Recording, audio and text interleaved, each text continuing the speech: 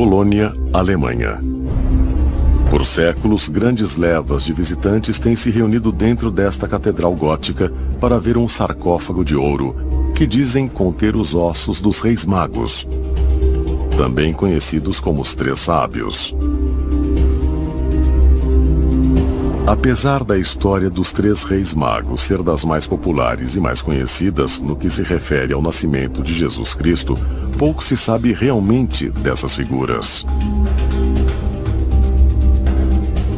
Segundo os evangelhos, os três reis ou os três sábios vieram do leste. Na época em que os evangelhos foram escritos, havia uma parte do mundo que para os ocidentais era considerada fonte de toda magia e misticismo. Os magos eram antigos sacerdotes da Pérsia, ou do Irã, como chamamos agora, e remontam a 3.000 anos antes de Cristo, provavelmente, ou até mais. Os magos se interessavam pelas estrelas. Em especial, procuravam diferentes influências que as diferentes estrelas e planetas tinham em certos momentos. E isso era parte integrante da tradição deles. Os Três Reis Magos viajaram milhares de quilômetros para a chamada Terra Santa. Parece que acharam Belém sem o uso de mapas. Está escrito que eram astrônomos e seguiram as estrelas.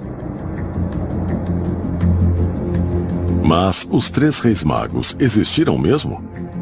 Ou a história da viagem deles para visitar Jesus tem outra origem, mais extraterrestre?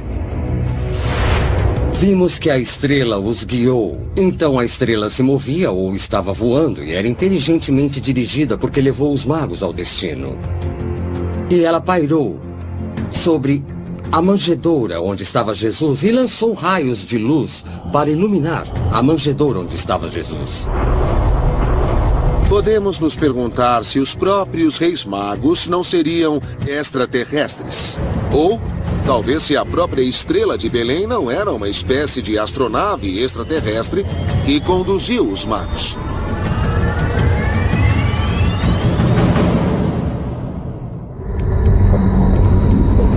Seriam os Três Reis Magos viajantes siderais guiados por tecnologia extraterrestre? Ou sua presença na história de Jesus é uma espécie de código destinado a conectar Jesus a outras histórias místicas e religiões, onde o número 3 tem significado profundo? Há quem creia que uma prova pode ser encontrada examinando os 3 presentes que cada um dos magos deu ao Filho de Deus. Ouro, representando as necessidades físicas e materiais da criança durante a vida. Incenso, uma antiga resina aromática.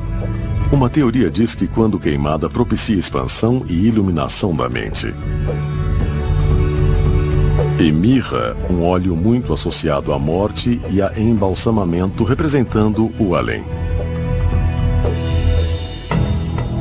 Mas por que 3 presentes? E por que só esses 3? Talvez as respostas estejam numa antiga linguagem biológica, tão antiga quanto a própria vida.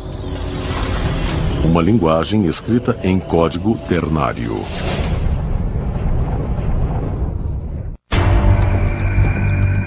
Há uma teoria de que a chave para libertar o poder do número 3 está no mistério da Santíssima Trindade. De que a noção de 3 pessoas divinas e um Deus se refere a 3 estados do ser. Deus Pai, a entidade intelectual e ética. Deus Filho, a entidade física e real. E Deus Espírito Santo, a entidade emocional e inspiradora. Passado, presente e futuro. Deus e o homem como um só.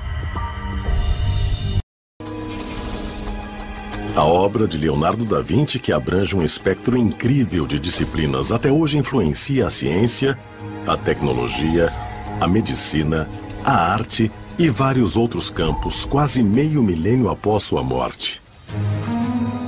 Mas quem era Leonardo da Vinci?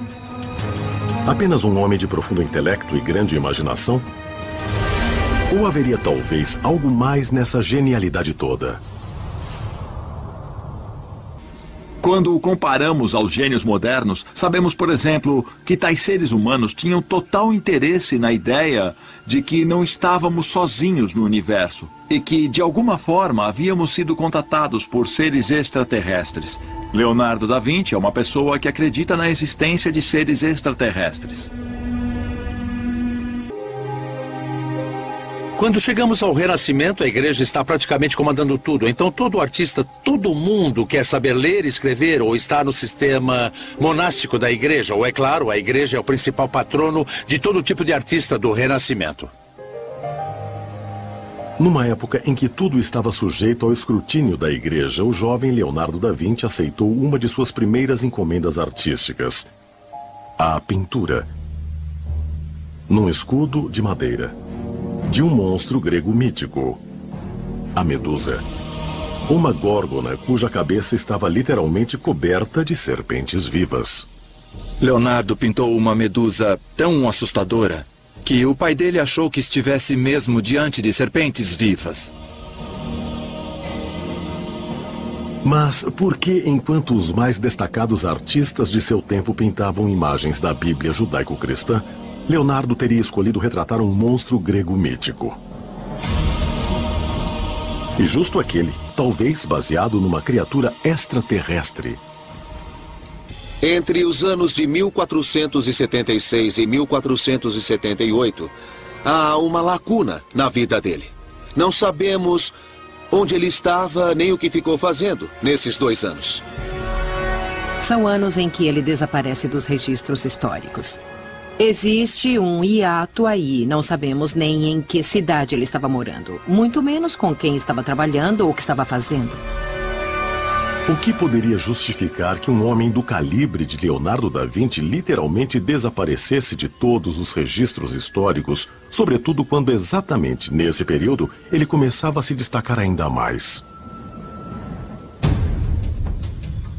Um cenário possível é que, durante esses anos, Leonardo da Vinci estava, de certa forma, sendo instruído por alguns indivíduos especiais.